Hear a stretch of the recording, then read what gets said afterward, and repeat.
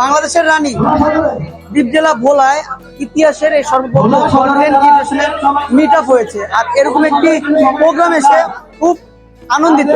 যেমন এই দ্বীপ জেলা ভোলায় প্রায় 22 লক্ষ মানুষের বসবাসে, 22 লক্ষ মানুষের ভিতরে 130 জন আজকে এই কন্টেন্ট ক্রিয়েটর মিট আপ হয়েছে। তো যেমন আমাদের ভোলা চরফেশন থেকে এক চর অঞ্চল থেকে আইন যেটা হচ্ছে কলমি জোন, তার এলাকার নামে আপনার বিভিন্ন দ্বীপ জেলা ভোলাকে ফুটিয়ে তোলে।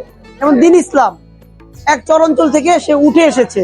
তো আমাদের দ্বীপ জেলা ভোলা এবং অসংখ্য কন্টেন্ট ক্রিয়েটর আছে যারা আপনার প্রতিনিয়ত দ্বীপ জেলা ভোলাকে ফুটিয়ে তুলতেছে।